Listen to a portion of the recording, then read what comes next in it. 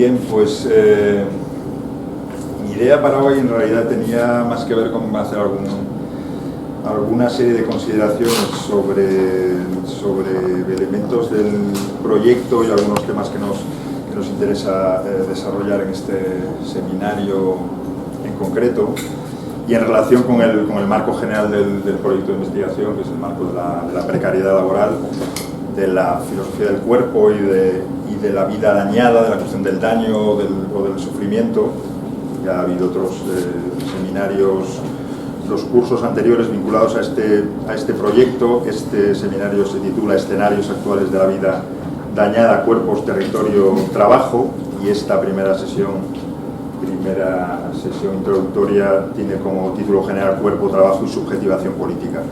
Entonces mi idea, más que traer una presentación, un texto terminado o un argumento cerrado, era más bien hacer alguna serie de indicaciones sobre problemas que nos interesan, que me interesan a mí en particular en relación con este marco, también con la intención de fortalecer un vínculo que no siempre está claro entre el problema del trabajo y la tarea filosófica como tal, ¿no? Digamos, el uso, la rentabilidad teórica del problema del trabajo con respecto a la comprensión de algunos otros aspectos importantes de la investigación filosófica, como son el problema de la norma, el problema del derecho en relación con el trabajo, y el problema de la gubernamentalidad, el problema de la individualidad como objeto de estudio prioritario también en las reflexiones filosóficas contemporáneas. Entonces, ¿de qué manera la reflexión en torno al trabajo y a la precariedad se vincula con la cuestión de la subjetivación, la gubernamentalidad, el gobierno de las subjetividades a través de su propia libertad? ¿Qué tipo de orientación o de flanco teórico se abre una vez que se introduce la cuestión del trabajo o se prescinde de la cuestión del trabajo? Y por otra parte, ¿en qué términos se ilumina la cuestión de la producción de norma, de la producción jurídica, una vez que entra en cuestión el problema del cuerpo, del sufrimiento y del trabajo en la tradición de la filosofía del derecho del trabajo del siglo XX? Son dos ámbitos en los cuales creo que tiene sentido plantear esta cuestión. Ya digo, no siempre está claro la finalidad de la introducción del problema de la filosofía social o del diálogo con las ciencias sociales, en particular en relación con cuestiones como la organización del trabajo,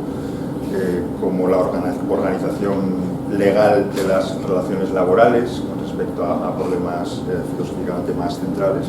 Entonces me interesaba hacer algún tipo de relación o de vínculo entre esas cuestiones. Y para eso comienzo haciendo referencia a un teórico actual de la filosofía del trabajo, Jean-Pierre Delanty, una de las personas representativas de la filosofía del trabajo actual, filosofía del sufrimiento, filosofía del reconocimiento, filosofía del trabajo, que desarrolla esta hipótesis que me parece interesante tomar en consideración. Y tiene que ver con la utilización y con la desaparición del paradigma del trabajo, lo que él denomina el paradigma perdido o el paradigma ausente de la filosofía contemporánea a partir de los años 70,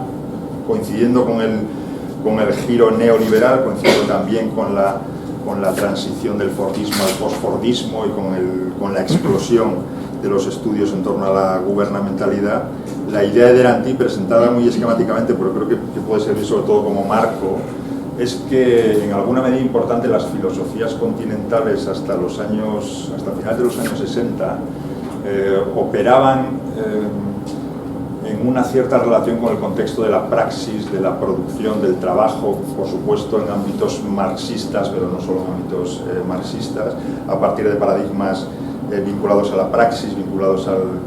al proceso de humanización como externalización de la acción y como modificación del entorno y modificación de la propia condición humana, el modelo de la praxis y del trabajo en Simone Weil, en Merleau-Ponty, en Sartre, digamos, en Hannah Arendt, por supuesto, digamos, en la tradición de la filosofía de la praxis o de la filosofía de la acción, en la cual la referencia al cuerpo, a la producción, a la externalización era importante, no necesariamente desde el punto de vista político, el trabajo como vinculado a la democracia o al principio de asociación o a la introducción de normativas estatales o constitucionales diferentes, sino a la cuestión de la corporalidad y de la subjetividad. Merleau-Ponty, de una manera muy clara, la utilización de la acción y de la externalización de las fuerzas somáticas como elemento fundamental en la transformación del entorno, pero también en la estabilización del organismo humano como síntesis funcional de umbrales sensoriales, de umbrales activos, la propia consistencia inestable del cuerpo humano entendida en relación con la praxis, con la exteriorización, con las pasiones y los afectos sociales, comunicativos, con la movilización de las dimensiones cognitivas, sin las cuales era imposible comprender la naturaleza del sujeto como tal, o la constitución del yo, del cogito tácito, ¿no?, del equilibrio corporal, del pensamiento como pensamiento encardenado en un cuerpo, y lo mismo en la filosofía dialéctica y filosofía de la praxis hasta finales de los 60. Y la idea de Deranty es que, en algún sentido, la cristalización de paradigmas distintos, más vinculados a la filosofía del lenguaje, a la filosofía de la textualidad, a la filosofía de la estructura, en el estructuralismo, establecían una polémica no siempre explícita con el paradigma de la praxis o de la producción, en el sentido de una relegación o de un oscurecimiento de las cuestiones prácticas como cuestiones relativamente arcaicas, ¿no?, a la altura de comienzos de los años 70, y en beneficio de una lectura más vinculada a las cuestiones semióticas, lingüísticas, estructurales, que parecían poder ofrecer una rentabilidad tanto interpretativa como política mayor, desde el punto de vista de la comprensión de lo impensado, de las dimensiones inconscientes de la dominación, y de una manera completamente explícita estableciendo cortes con la filosofía de la praxis, de la externalización, de los procesos de humanización, de toda la base filosófico-antropológica de las filosofías de los años 50 y 60, y que en esa transición y en esa nueva hegemonía, y él menciona a Althusser o a Foucault, digamos, como figuras muy centrales, desde luego, en la filosofía francesa, y desde ahí irradiando a la filosofía continental, hay algunos aspectos de la reflexión en torno al poder, en torno a la experiencia política, en torno a la dominación, en torno al sufrimiento, que tienden a ser cancelados o que tienden a ser eliminados del núcleo central de las consideraciones teóricas y políticas. Que desapareciendo el trabajo, la praxis, y compareciendo más bien la semiología o la estructura del lenguaje, tiende necesariamente a desaparecer una cierta consideración del cuerpo, no la filosofía del cuerpo como tal, que obviamente está presente en tantos autores de ese periodo y de una manera eminente en Foucault, pero sí, por ejemplo, la cuestión del sufrimiento, sí, por ejemplo, la cuestión del vínculo entre condición laborante y condición psíquica, el nexo entre subjetividad y trabajo, en beneficio de una orientación que coloca la crítica política y incluso la acción política en el reconocimiento de estructuras profundas, de lo impensado, estructuras que se separan, realmente me parece el elemento más importante del diagnóstico, de la cuestión de la experiencia subjetiva, ¿no? Separar la crítica política de la experiencia subjetiva, de la experiencia del cuerpo, del relato que el cuerpo puede hacer de su propia condición, de su propio sufrimiento, de su propio sistema de relaciones, de sus propias limitaciones, de su propio dolor, etc., ¿no? Generar estructuras de crítica política relativamente desarraigadas de la experiencia subjetiva. Y ese nexo me parece, insisto, que se pueda, por supuesto, este tipo de interpretaciones o de lecturas a gran escala siempre están llenos de fisuras y llenos de flancos que se pueden discutir, ¿no? Y en qué sentido admitimos exactamente este tipo de separación entre paradigma del lenguaje y paradigma de la praxis, por supuesto, pero creo que tiene todo el sentido desde el punto de vista de que el desplazamiento de la cuestión del trabajo, que es cierto que deja de ser un problema filosófico relevante a partir de los años 70, y que para reconstruir la relación entre filosofía y trabajo estamos obligados a remitirnos a filosofías efectivamente anteriores a ese corte, a esa crisis de los años 70, hay una desvinculación relevante entre crítica política y experiencia de los cuerpos, o aquel tipo de narración que el cuerpo puede presentar sobre su propia experiencia. Y ahí él hace una mención a una línea que en realidad crece justo en el contexto de los años 70, que es la del pensamiento de Rancière. Y en la sala tenemos autoridades sobre el pensamiento de Rancière,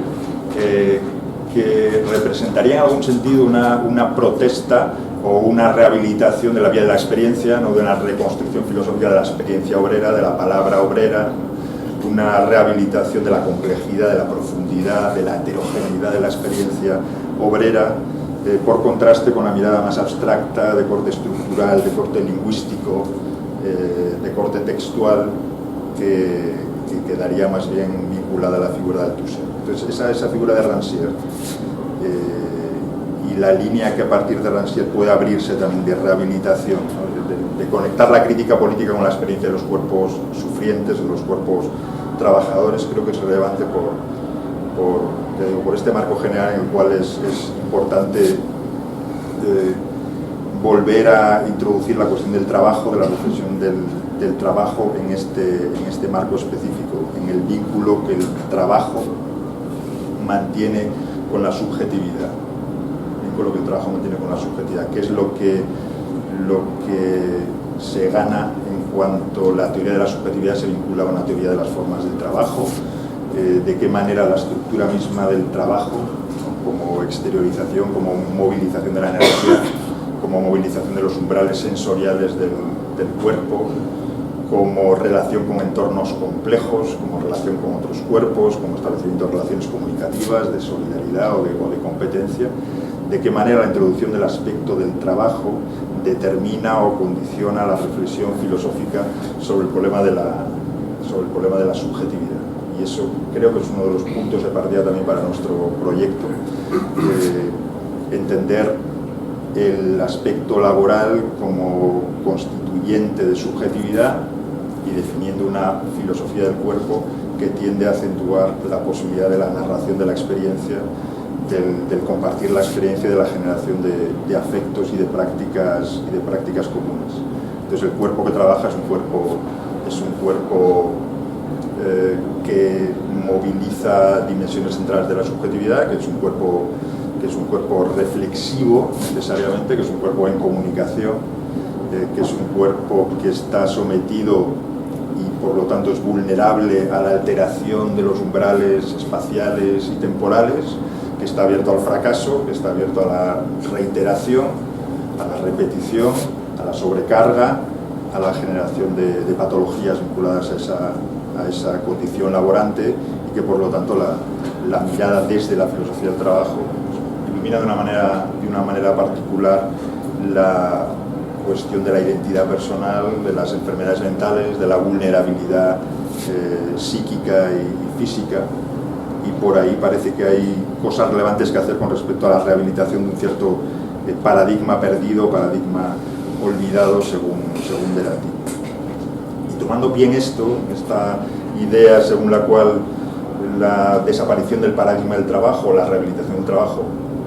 condiciona la mirada sobre la subjetividad, sobre la invención de normas o la consistencia psíquica, era que quería hacer esta referencia tanto al plano de la gubernamentalidad como al plano de la producción de normas, de la producción de derechos, partiendo de esta relación completamente íntima entre la subjetividad y el trabajo. Y aquí quería mencionar, como introducción también, las primeras líneas de la tesis doctoral de Carlos López Carrasco, quizá la conozcáis, es una tesis doctoral sobre la experiencia del estrés laboral en sectores de trabajo particulares, en el ámbito de los consultores informáticos, en el ámbito de los trabajadores de un call center, la distinta experiencia subjetiva del estrés y las condiciones que generan el estrés, las condiciones de la intensificación del trabajo, que tiene un punto de partida que me parece muy interesante en esta cuestión de vincular de una manera directa subjetividad y trabajo. Y escrito literariamente en esta forma que paso a leer, son las primeras líneas de la tesis de Carlos López Carrasco, a la sazón hermano de Luis López Carrasco, que es el director de cine que conocemos. Dice así: esta investigación nace de una sensación. Se trata de una presión en la parte superior del estómago, un peso que no proviene de ninguna parte o que se encuentra dentro de mi propio cuerpo. Mi estómago pesando sobre sí mismo, cerrado sobre sí mismo. La boca del estómago se cierra rígida, deja mis adentros a oscuras con un fuego frío y tenue. Puede que no se localice en el estómago, sino algo más arriba, en la tela interna que comunica este con los pulmones. Una carcasa que no permite a mis pulmones crecer del todo, que contiene la respiración honda en una pared de yeso. La sensación es la de un yeso que se endurece gradualmente dentro de mí, poco a poco, de manera casi imperceptible. Continúa haciendo esta aproximación fenomenológica a su cuerpo. Dice, esta investigación, una investigación sobre el estrés laboral, nace de una sensación que considero insoportable, aunque quizás sea la expresión más clara de cómo mi cuerpo soporta mi existencia, nuestra existencia. A mediados del año 2010 me encontraba ante los últimos trabajos del máster, que en cierta manera pondría fin a mis estudios. Periodos de entregas que siempre he vivido con bastante nerviosismo. En aquella época recuerdo interpretar como una ironía la lectura de aquellos autores posoperaístas que proclamaban la inmaterialización del trabajo en la forma que adoptaba en la contemporaneidad.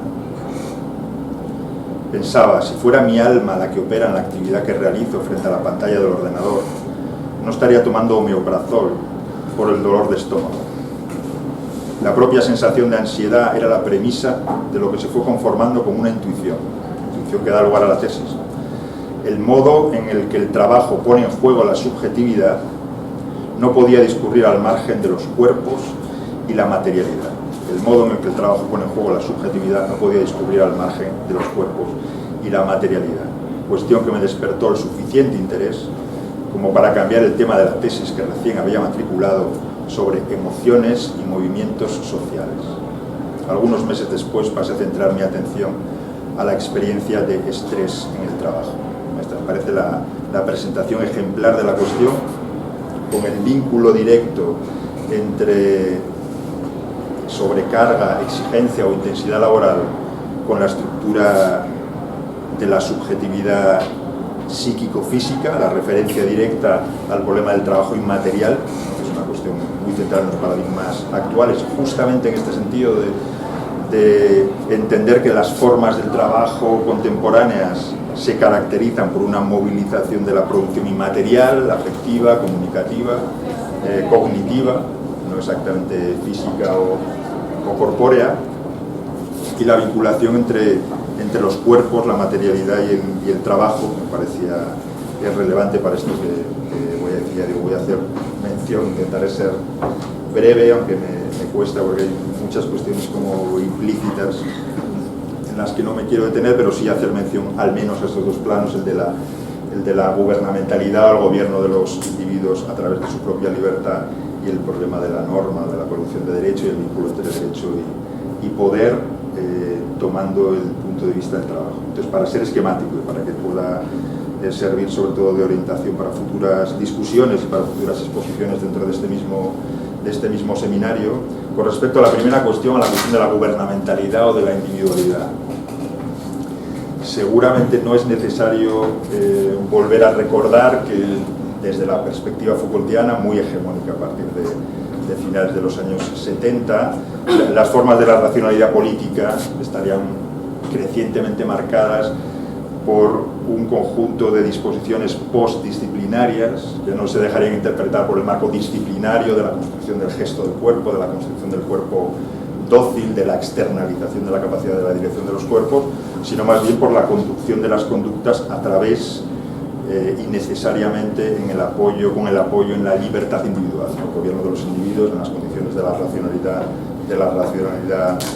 neoliberal, como ese gobierno que no tiende a limitar o a constreñir la subjetividad, ¿no? En términos de disciplina o de normalización, sino que exige más bien una intensificación de la subjetividad, ¿no? El individuo que es gobernado en sus decisiones educativas, económicas, familiares,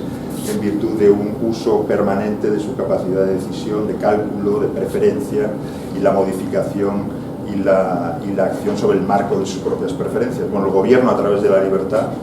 no en condiciones disciplinarias. Las sociedades neoliberales no son disciplinarias, manejan patrones disciplinarios en su propia reproducción, sino más bien introducen necesariamente el aspecto de la libertad individual y de la autonomía. Y esto es tanto más relevante desde el punto de vista del trabajo, por cuanto que también en una línea de estudios paralela, la sociología del trabajo y la filosofía del trabajo han acentuado que uno de los rasgos característicos de la organización de las relaciones laborales contemporáneas es justamente la centralidad de la individualidad, ¿no? Que se puede entender las relaciones laborales contemporáneas en términos de subjetivación del trabajo, de individualización del trabajo, de apreciación de la calidad individual del trabajo, de valoración del rendimiento particular, de lógicas de autorresponsabilización, de organización del tiempo, de gestión de los propios afectos, de gestión de las propias disposiciones. Y entiendo que esta confluencia es relevante para intentar entender algo que desde otras perspectivas creo que no es tan claro, que es el proceso, vamos a decirlo así, dialéctico, o al menos proceso de inversión de la autonomía en formas radicales de disciplina, o de neodisciplina, como a veces se dice, el hundirse o el invertirse de la libertad individual maximizada en lógicas de dependencia, en lógicas de sufrimiento y en lógicas de exclusión. De qué manera puede entenderse la gubernamentalidad como una producción de nueva disciplina, como una producción de nuevas formas de dominación, de nuevos patrones de exclusión y de formas radicales de expropiación y de dominación laboral. Y entiendo que el ámbito del trabajo es justamente uno de los ámbitos en los cuales se puede seguir el proceso por el cual la creciente individualización, diría, tanto de la organización del trabajo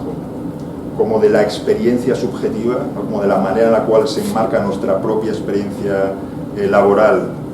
como somos conducidos a entender nuestra experiencia laboral y nuestro sufrimiento laboral en términos subjetivos, ¿no? los marcos narrativos, no solo la organización empresarial, laboral, de las relaciones salariales o laborales, sino el propio marco conceptual en el cual el individuo narra su propia experiencia laboral, en la medida en la cual están crecientemente gravitando en torno a la individualidad, permite ver la forma en la cual esa individualidad hipostasiada no puede darse sino en la forma de una subordinación extrema, de una sobrecarga laboral, de una intensificación del sufrimiento laboral, justamente por la reorganización de las relaciones laborales en términos extraordinariamente individuales. Entonces, diría que si tomamos el polo, por una parte, de las teorías de la gubernamentalidad, de la movilización de la libertad en las prácticas de gobierno, y por otra parte, el hecho de que la sociología del trabajo entiende que en las últimas 2 décadas el fenómeno fundamental en la reorganización de las relaciones laborales es la individualización, la subjetivación del trabajo, se puede llegar a un punto de vista sobre la subjetividad y sobre el dominio y sobre el poder que está ausente de otras miradas, particularmente diría de la mirada Foucaultiana, neofoucaultiana, de la escuela neofoucaultiana, que justamente por tomar pie en los implícitos, en la organización conceptual de Foucault, tiende a desplazar la cuestión del cuerpo sufriente o de la experiencia del cuerpo laboral. La categoría misma de sufrimiento no aparece habitualmente en las interpretaciones de la racionalidad neoliberal de raíz Foucaultiana, sino más bien el contrapunto que permite establecer la gubernamentalidad neoliberal con respecto a las formas disciplinarias clásicas. Entonces, quería mencionar aquí, o simplemente sugerir, la lectura del problema de la individualización desde el punto de vista de la sociología del trabajo. El marco es muy conocido realmente, ¿no? El marco del paso del Fordismo al postfordismo es muy conocido, el conjunto de modificaciones en la organización empresarial, el trabajo, ¿no? de las formas de socialización desde finales de los 70, la descentralización empresarial, lo que también se llama toyotización, la superación del estancamiento económico a través del desarrollo de formas de producción diferentes que no son tan dependientes del almacenamiento de stocks, ¿no? De la venta de todo lo que se produce, sino más bien formas empresariales que tienen que estar más atentas a la innovación, a las variaciones del mercado, ¿no? a la producción justo a tiempo, a la producción a demanda, que configura una estructura de las relaciones laborales muy descentralizada, en la cual el peso de la individualidad y de la subjetividad es mucho mayor, que implica en algún sentido una superación de los patrones disciplinarios de los años 70, efectivamente, y que por eso puede movilizar todos los discursos críticos desarrollados desde finales de los 60, como bien se ha estudiado ya, el nuevo espíritu del capitalismo, ¿no? Una movilización de los discursos críticos contra las formas disciplinarias, paternalistas del trabajo, una cierta crisis de las trayectorias personales vinculadas a los estudios superiores, a los estudios universitarios, a las trayectorias laborales de por vida, etc. Y más bien la exigencia de una práctica autónoma del trabajo, el trabajo por cuenta propia, bueno, todo eso que cuenta también Boltanski y Chiapello, el nuevo espíritu del capitalismo, que en ese marco es una serie de modificaciones enormemente ambivalentes, por supuesto, pero que diría que no se pueden desprender de exigencias normativas fuertes vinculadas al deseo, vinculadas a la libertad, vinculadas a las formas de experimentación, de autoconsumo, de autoproducción, etc. Y en ese marco es en el cual se incrementan también y se justifican también las lógicas de individualización del trabajo, que creo que se pueden describir adecuadamente en lo que Jean-Pierre Durand, como aquí el libro, cuya lectura recomiendo, filósofo, sociólogo francés del trabajo, Jean-Pierre Durand, que tiene este libro llamado La cadena invisible, flujo tenso y servidumbre voluntaria. Flujo tenso es la expresión que quería mencionar, el flujo tenso como una manera de describir la lógica productiva del postfordismo, de las relaciones postdisciplinarias, este mantenimiento de la producción en una tensión particular que no puede ser demasiado lenta, que no puede ser demasiado rápida, que implica una movilización y una motivación particular del trabajador en términos de una tensión permanente,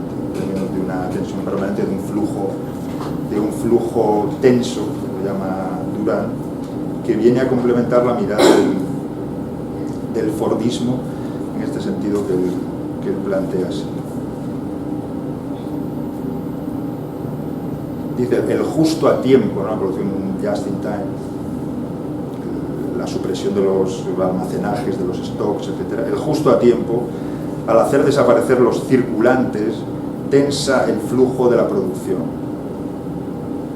Al igual que Taylor combatía la pereza sistemática de los obreros, ¿no? El taylorismo, el justo a tiempo tiene como objetivo acabar con la pereza de la materia. Los componentes, los circulantes, los productos están en un movimiento incesante. Y haciendo mención al efecto subjetivo que esto tiene en el trabajador, dice, efectivamente la esencia del flujo tenso, a diferencia del flujo tradicional con sus inventarios, es su fragilidad. La cadena se puede romper en cualquier momento, si falla cualquiera de sus elementos. Para nosotros la potencia del flujo tenso como paradigma productivo se basa precisamente en su fragilidad y en su vulnerabilidad, que imponen por ello una movilización a cada instante de todos los asalariados sujetos a su lógica. Su fragilidad no es un defecto que perjudique a sus usuarios, quienes subestimarían sus inconvenientes. Por el contrario, es una ventaja desde el punto de vista gerencial. Esta, diríamos, motivación forzada, implicación forzada de los individuos, justo porque están inscritos en marcos laborales crecientemente subjetivizados y por eso mismo también crecientemente vinculados a una forma diferente de la motivación del compromiso, que tiende a ser motivación y compromiso ilimitado en el tiempo. Entonces el camino que quería simplemente indicar es este, ¿no? Si el problema de la subjetivación, de la individualización, del incremento de la utilización de las capacidades subjetivas también en el trabajo, se lee desde este marco de la superación de los patrones fordistas, disciplinarios. Lo que se puede entender de una manera clara es la serie de consecuencias que se siguen para el sujeto de estar inscrito en condiciones laborales en las cuales se entiende que los patrones de trabajo colectivo son ineficaces y son injustos, digamos, son materialmente ineficaces, por torpes, por poco adaptados a las variaciones del mercado, pero también son injustos desde el punto de vista de hacer la evaluación de la calidad del trabajo. Entonces, normativamente y materialmente, las formas de práctica común laboral, ¿no? son horadadas o son superadas en beneficio de lógicas de la individualización extrema y de la capacidad del individuo para estar en condición de gestionar su propia motivación y sus propias disposiciones. En el ámbito del trabajo es claro que esto implica efectos patológicos o patógenos en el individuo, por cuanto que implica de entrada una intensificación enorme del trabajo, de la tarea, ¿no? Forma parte de la interpretación de las nuevas lógicas laborales, la intensificación del trabajo, digamos, el incremento del esfuerzo laboral por unidad de tiempo, ¿no? La intensificación del trabajo, obviamente un proceso muy antiguo cuyas raíces están ya en el libro primero del Capital, ¿no? La necesaria intensificación del trabajo, que ahora en las condiciones del postfordismo llega a su paroxismo, pero ahora implicando no solo ya, no es poco, ¿no?, la intensificación de la tarea, sino también la intensificación de la acción que el individuo debe realizar sobre sí mismo, debe realizar en términos de autocontrol, en términos de evaluación permanente, en términos de actualización de su formación, de actualización de sus capacidades, y por último diría, en términos de actualización de sus disposiciones y de su carácter, ¿no? El trabajo sobre el carácter, el trabajo sobre el carácter, el trabajo sobre la motivación, el trabajo sobre el compromiso, el trabajo sobre la adaptabilidad, que desde el punto de vista laboral implica también necesariamente otra categoría que no suele estar presente en los estudios de la gubernamentalidad, que es la culpa, ¿no? La individualización necesariamente comparece como escenario de implantación de lo que se ha llamado también gobierno a través de la culpa, management through blame. El gobierno a través de la culpa, por cuanto que en la cadena de suministros, en la cadena individualizada, cada defecto es perfectamente ubicable, perfectamente trazable, ¿no? Cada culpa, cada responsabilidad es perfectamente señalable, y en gran medida la intensificación de la tarea, la intensificación de esta responsabilidad completamente nueva, en virtud de la cual se entiende que el sujeto ha de estar en condición de modificar su propio carácter. En realidad no es tanto un elemento funcional al aumento de la calidad del trabajo, sino más bien un elemento de culpabilización y por lo tanto de exclusión y por lo tanto de despido y por lo tanto de disciplinamiento de las relaciones laborales. Entonces, simplemente por dar, ya digo, esta indicación que me doy cuenta que tiene muchos niveles en los que no me puedo detener. El ámbito del trabajo, de la filosofía del trabajo, como aquel en el cual puede seguirse de una manera relativamente clara este hundirse de la autonomía en una lógica que es una gramática diferente, que es la gramática de la culpa, la gramática del castigo, la gramática de la exclusión, la gramática de la sobrecarga laboral y la gramática del daño, que está muy vinculado también a la emergencia de nuevas formas de enfermedad mental o al hecho de que sea difícilmente separable el desarrollo de nuevas formas de organización del trabajo con respecto a las patologías mentales que, según las últimas encuestas laborales de la Unión Europea, tendría algunos datos, pero ya no me detengo en ellos, tienen como factores prioritarios de la enfermedad mental la sobrecarga laboral y la presión temporal, ¿no? Los factores que indican los trabajadores de la Unión Europea en la última entrevista del año, en las últimas encuestas del año 2020, son la presión temporal y la sobrecarga del trabajo como elementos vinculados a sus patologías mentales y a sus bajas laborales. Y me parece igualmente relevante seguir la línea por la cual para la comparecencia de nuevo, ¿no?, de la disciplina, de la normalización, algo que además creo que se puede aplicar con todo el sentido a la academia y podemos emplear a nosotros mismos como sujetos de experimentación, que es esta idea, la idea según la cual los entornos de interacción, laborales o no laborales, que se encuentran sometidos a lógicas intensivas de evaluación, tienden a generar patrones de normalización extrema. que allí donde la conducta del trabajador está sometida a evaluaciones permanentes, o allí donde la producción académica está sometida a evaluaciones permanentes, lo que se genera no es tanto garantía de innovación, garantía de creatividad, garantía de diferencia, sino más bien una extraordinaria estandarización de las conductas. El individuo que trabaja de cara al público, por ejemplo, que está siendo constantemente evaluado,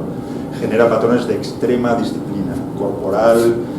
vocal, en el trato con el público, etcétera. De la misma manera que los artículos académicos sometidos a lógicas intensivas de evaluación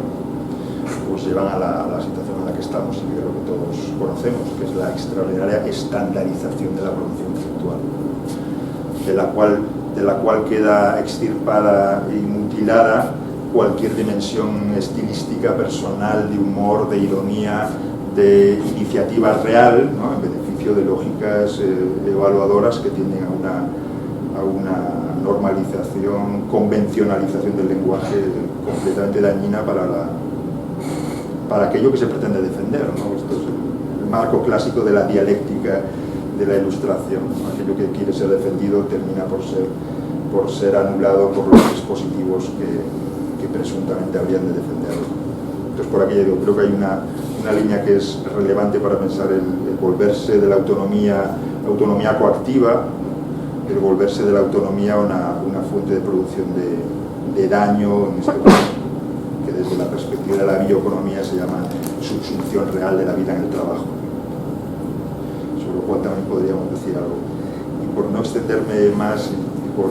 cumplir con lo que quería, hay otro punto que me parece igualmente relevante, que incide también en otra de las áreas nobles de la reflexión filosófica, que es la reflexión sobre el derecho, la reflexión sobre la norma. También por esto, porque es solo por la reflexión normativa en torno al trabajo, solo por esto, que se dio lugar a una producción normativa que es el derecho del trabajo contemporáneo, que es una obra en lo fundamental del siglo XX, ¿no?, desconocida en el siglo XIX o todavía en un estado muy embrionario. El derecho del trabajo, que tiene una dimensión fundamental, no presente en otras áreas productivas, ¿no?,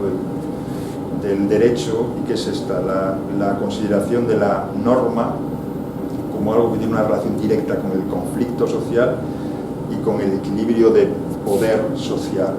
Entonces, la utilización de la norma no como una articulación de las voluntades individuales, ¿no?, esto que dice Sinsheimer, ¿no?, la irreductibilidad del derecho del trabajo al derecho civil. Entonces, el derecho del trabajo no se trata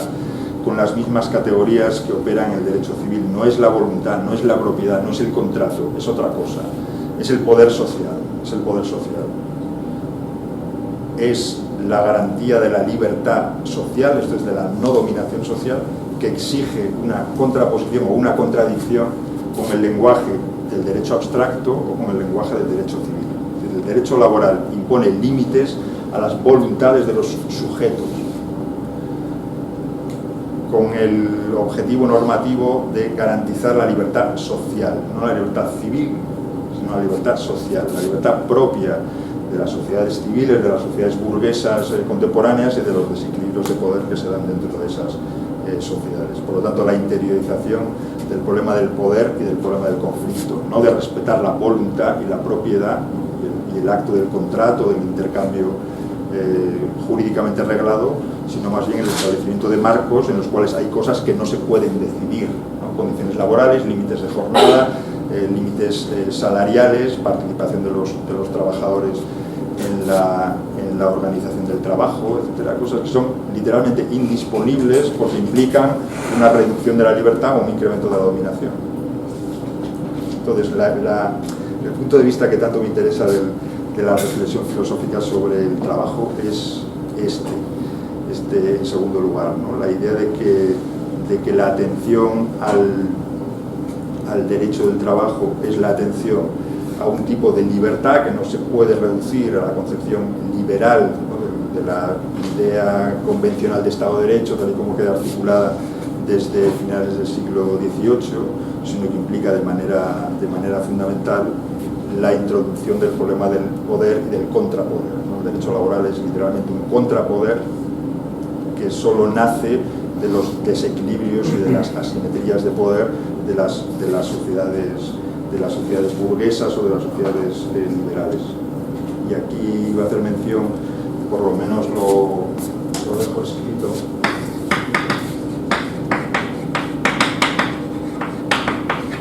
a este teórico alemán, Hugo Sinsheimer, uno de los fundadores, podríamos decir, del derecho laboral alemán en los años 20, los años 30, compañero y tutor de Franz Neumann, el miembro de la Escuela de Frankfurt, ¿no?, que tanta reflexión realizó sobre el Estado de Derecho, sobre las bases laboralistas de la democracia popular contemporánea. Y quería mencionarlo porque es un tema que ya ha salido en realidad en otros seminarios y en otros contextos, y por establecer más o menos la línea de continuidad que podría ir desde Hugo Sinsheimer hasta Subiot, por ejemplo, ¿no?, actualmente, en torno a una reflexión que es específica sobre la naturaleza misma del derecho del trabajo. Y había traído aquí unos textos, ya no los voy a leer, de Sinsheimer de los años 27, 28, 29, haciendo notar y recordando, ¿no?, como tantas veces hay que recordar, que Sinsheimer y tantos otros teóricos del trabajo no eran particularmente radicales, ¿no?, ni pensadores antisistema,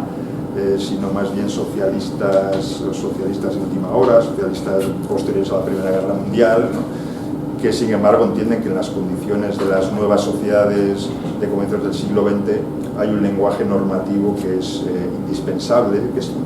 directamente a la idea de la democracia, del sufragio universal, un elemento sin el cual la democracia está incompleta, y que tiene relación con esto, con la gestión del poder y de los contrapoderes, con la capacidad estatal para gestionar un conflicto social que va más allá de la regulación abstracta de la lógica de la voluntad y del intercambio. Creo que ahí hay una línea filosóficamente muy potente que lleva como mínimo en última instancia las reflexiones de Hegel en la filosofía del derecho de 1821. Simplemente para decir esto, lo subrayo porque siempre me parece un elemento llamativo de la reflexión filosófica contemporánea que haya tan poca mención a esa línea y a ese problema específico que es la idea hegeliana y post-hegeliana de que la realización de la libertad se lleva a cabo en términos normativamente diferenciados, ¿no?, que no es lo mismo la libertad en el ámbito del derecho abstracto que la libertad en el ámbito de la familia, que la libertad en el ámbito de la sociedad civil o que la libertad desde el punto de vista del Estado, que son determinaciones de la libertad, todas ellas necesarias como vía de construcción la idea de la libertad como síntesis de las determinaciones. Pero diría lo más relevante de la posición hegeliana no es tanto la idea de la diferenciación, ¿no? Hay una libertad que se nos reconoce como miembros de la sociedad civil que no es la misma que la libertad que se nos reconoce como ciudadanos de un Estado, sino la idea de que hay una colisión normativa permanente entre las distintas determinaciones de la libertad, que no son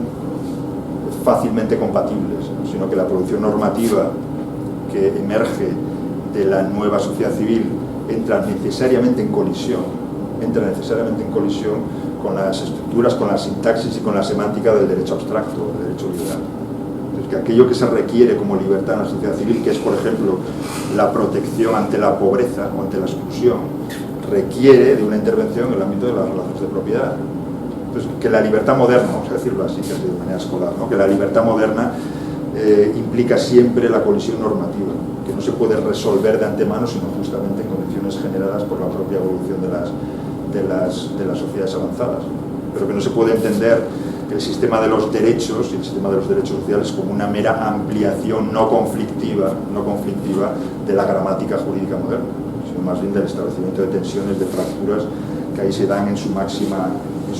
tensión. Me interesa destacar esto por lo siguiente, porque en este marco de la individualización, de nuevo, ¿no?, de la modificación de los patrones laborales, a lo que se tiende de una manera muy directa es justamente a una depotenciación del derecho laboral, una desconstrucción, podemos decir más genuinamente, a una desconstitucionalización del derecho laboral, una salida del derecho laboral de las constituciones o de las garantías constitucionales del máximo nivel, y más bien a la conducción de los problemas laborales al ámbito de las cuestiones técnico-económicas, ¿no? A la desocialización del trabajo, lo diría así, desocialización, despolitización del trabajo, que termina por ser gestionado como ámbito de la reproducción social en términos más bien técnico-económicos. En el caso español, que merece un análisis detenido, es muy significativo que las reformas laborales desarrolladas en los últimos 20 años en España hayan sido prácticamente todas ellas, de las 20 que se han realizado con rango de ley, 14 de ellas utilizando la forma del Real Decreto, con las condiciones de excepcionalidad que eso implica, y en cada caso con la justificación de medidas excepcionales que es preciso tomar ante la variación de los escenarios económicos, de la mundialización, de la globalización. Esto es con una justificación que ya no es la justificación normativa convencional del derecho, sino más bien la justificación técnica, la justificación técnica económica en términos de excepcionalidad, y en general diríamos a un debilitamiento de la protección constitucional del trabajo, que por momentos y en determinados debates actuales parece ser una cuestión del presente, pero que en realidad estaba operando como elemento completamente fundamental en el lenguaje constitucional de los años 30 y 40, ¿no? de la configuración de los estados sociales, en Italia, en Alemania, en España, en los años 30, como repúblicas de trabajadores, como textos constitucionales, ya lo sabemos, en los cuales el reconocimiento de los poderes de asociación, de los poderes sindicales, era prioritario con respecto a los partidos políticos. El reconocimiento de los sindicatos es previo al reconocimiento de los partidos políticos como instancias de la agencia política común, de manera que este proceso de desconstitucionalización, ¿no? justificado en estas categorías, es realmente un momento destituyente, un proceso de inversión de toda la serie de conflictos y de producciones normativas que han llevado a la consolidación de eso que a veces se añora y no tantas veces se estudia, como es el Estado social. Entonces diría que este otro plano en el cual el trabajo se dessocializa o se desconstitucionaliza es paralelo también al incremento de formas de dominación, por cuanto que desaparece el lenguaje mismo que vinculaba trabajo con dominación. El trabajo es una forma de dominación, forma de subordinación. Lo que garantiza el vínculo laboral es justamente la subordinación, con la capacidad de ejercicio de un poder muy extenso sobre el cuerpo de los trabajadores, legitimado por la propia relación laboral. El derecho laboral nace en consciencia de la dominación y de la servidumbre que se vincula a esa misma dependencia. El desvanecimiento del lenguaje mismo, ¿no? que vincula trabajo con poder, se acompaña de esta nueva utilización de los recursos normativos, y diría que en general con una cierta depotenciación de la cultura laboral como tal. En primer lugar, con una conversión de los problemas del trabajo en problemas del empleo. Entonces eso ya cambia desde el espacio social, ¿no? porque trabajo es dominación, trabajo es tarea, trabajo es esfuerzo, trabajo es conflicto, trabajo es agencia colectiva. Empleo es más bien innovación, empleo es más bien desarrollo, empleo es más bien crecimiento económico. Y los derechos vinculados al empleo no son exactamente los mismos que los derechos vinculados al trabajo y las exigencias vinculadas al trabajo. Pero más allá aún de eso, la sustitución de la lógica del trabajo por la lógica de los intercambios empresariales. En el trabajo de plataformas, en el trabajo autónomo de segunda generación, generando la ficción jurídica en virtud de la cual las relaciones laborales son relaciones mercantiles entre empresas, dentro de las cuales no es pertinente la calibración de las relaciones de dominación o de las relaciones de poder. El trabajo en plataformas, incluso la misma denominación de la gig economy, ¿no? del trabajo en el cual las subjetividades libres se encuentran, se asocian y se disocian de una manera libre, ¿no? sin relaciones de dominación, sin relaciones de poder. Autonomización del trabajo, que implica, sin embargo, el desarrollo de patrones extremos de subordinación y de falta de autonomía. De nuevo desformalización del trabajo, reaparición de formas disciplinarias extremas a través de la flexibilización. La flexibilización interna, la flexibilización externa, la devaluación salarial, la introducción de agencias privadas en la organización de las relaciones laborales, y de nuevo este marco, ¿no?, del oscurecimiento del vínculo derecho, dominación, poder, la idea de la desregulación como liberación es particularmente significativo en el ámbito del trabajo, porque permite seguir la manera en la cual el trabajo completamente autonomizado termina por generar situaciones de máxima dependencia, ¿no?, de absoluta incapacidad para determinar las condiciones en las cuales se realiza la tarea. Justamente por la autonomización, justamente por la idea de que la práctica colectiva siempre queda asociada al imaginario de la rigidez, de la estabilidad, de lo que es rígido, de lo que impide, de lo que bloquea, de lo que obstaculiza, ¿no? Y la autonomización aparece siempre marcada de una manera positiva, evaluativamente, ¿no? La flexibilización, la dinamización, la modernización, el sustantivo que nunca falla, ¿no? La modernización, la flexibilización, que por una suerte dialéctica particular termina por convertirse en un dispositivo de producción de autoritarismo laboral, ¿no? y de establecimiento de un vínculo diferente entre el cuerpo y el poder, que genera no ya un ejército de reserva de desempleados, sino ejército sobrante, ¿no? Poblaciones directamente sobrantes o directamente orientadas hacia su exterminio, y una cierta utilización diferente del cuerpo como cuerpo patético que pide socorro al Estado en condiciones de máxima precariedad y que debe mostrarse ante el Estado como cuerpo herido, como cuerpo enfermo, ¿no? Acentuar al máximo los rasgos de su propio patetismo, los rasgos de su propia condición de vida desnuda, ¿no? Justamente para poder recibir algún tipo de asistencia condicionada a su situación. La contractualización de la asistencia social, que está ya vinculada directamente a los patrones del trabajo. Entonces, por concluir, ahora sí que quería hacer mención al plano de la gubernamentalidad y la manera en la cual esto se torsiona en cuanto se da entrada al problema del trabajo y de las relaciones laborales, por alguna razón muy ausente de las reflexiones filosóficas contemporáneas, y la manera en la cual el problema de la norma, del Estado de Derecho, de la producción normativa misma, queda también iluminada de manera distinta en cuanto se plantea la cuestión incómoda del derecho del trabajo, porque filosóficamente siempre nos ha interesado más el derecho penal y el derecho constitucional en algún sentido, pero de ninguna manera el derecho laboral, de ninguna manera, haciendo esta última consideración, que la idea de la superación de los marcos disciplinarios, ¿no?, y su sustitución por marcos postdisciplinarios tiene que ponerse en cuestión, que la sustitución de la disciplina por patrones de autonomización o de subjetivación del trabajo genera en su interior formas de disciplina extrema. El trabajo, a pesar de la gramática que emplean en muchos casos los teóricos del biocapitalismo italiano y del trabajo inmaterial, que el trabajo actual no se puede pensar en términos postdisciplinarios, secas, que más bien que en su seno se da como elemento fundamental esta, voy a decirlo con Judith Butler, ¿no?, esta desigual distribución de la vulnerabilidad corporal. El problema de la desigualdad, más que el problema de la captura de la vida o de la subsunción de la vida, diría que es normativamente más relevante el problema de la desigualdad, de la desigual distribución de la vulnerabilidad corporal, y que por último esta condición del trabajo como vinculado al cuerpo, como vinculado al sufrimiento, tampoco tiene una lectura política inmediata, porque el trabajo condiciona la estructura de la experiencia, sin ninguna duda, pero también la canalización del propio sufrimiento, y